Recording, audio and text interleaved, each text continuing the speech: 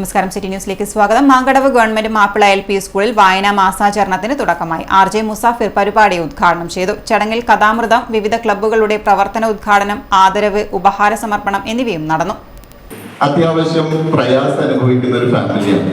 കയ്യിൽ കാശൊന്നും ഇല്ല, 3 നേരം ഭക്ഷണം പോലും കൃത്യമായിട്ട് കഴിക്കാനൊന്നും പറ്റുന്നില്ല. എവിടെയും കഥ നടക്കുന്നത് കേരളത്തിലാണോ തമിഴ്നാട്ടിലാണോ?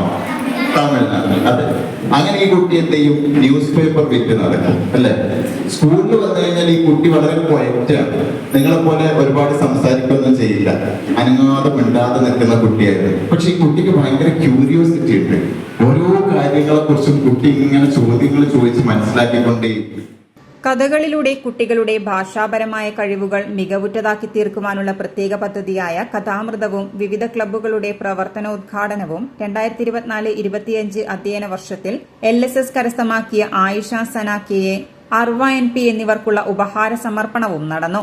LSS വിജയികൾക്കുള്ള cash award school headmaster KP Vinod Kumar വിതരണം ചെയ്തു. അവധിക്കാലത്തെ മികച്ച വായനക്കാർക്കുള്ള ഉപഹാര സമർപ്പണം ward member V Abdul Karim നിർവഹിച്ചു.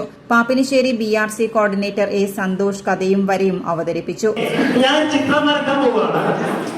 ആരുടെ ചിത്രമാണ് വരക്കുന്നത് നിങ്ങൾ പറയണം. എന്റെ കഥയിലുള്ള ഒരാളുടെ ചിത്രമാണ്. വരച്ച് തുടങ്ങുമ്പോൾ നിങ്ങൾക്ക് മനസ്സിലായെങ്കിൽ പറയണം. ഓക്കെ, ഞാൻ ആദ്യം തരും. അയാളുടെ ചെവിയാണ് ഞാൻ വരയ്ക്കുന്നത്. ഇത് അയാളുടെ ചെവിയാണ്. ആരായിരുന്നു? പ്രഭാകരന. ചെവി അങ്ങനെയാണ്. റൈറ്റ്. ഞാൻ ഉദ്ദേശിച്ച അത്ര ഇല്ല വരക്കാരനല്ല. ആരാ പറഞ്ഞേ? എന്നാ പേര്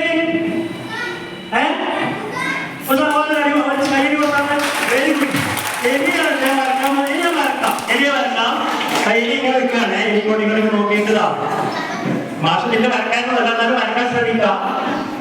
ഇങ്ങനെ എന്താ കണ്ണക്കേട്ട് വിശക്കേട്ട്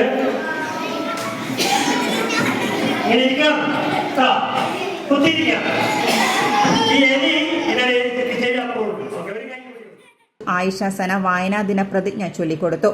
PTA പ്രസിഡന്റ് C അബ്ദുള്ള അധ്യക്ഷത വഹിച്ചു. Vice president MP Syed, mother PTA president C Shafeera, Ranjitha TV, Subaibath CP എന്നിവർ ആശംസകൾ അർപ്പിച്ച് സംസാരിച്ചു. Headmaster KP Vinod Kumar സ്വാഗതവും സ്റ്റാഫ് സെക്രട്ടറി ശ്രീമ ശ്രീധരൻ നന്ദിയും രേഖപ്പെടുത്തി. City news, Kannur.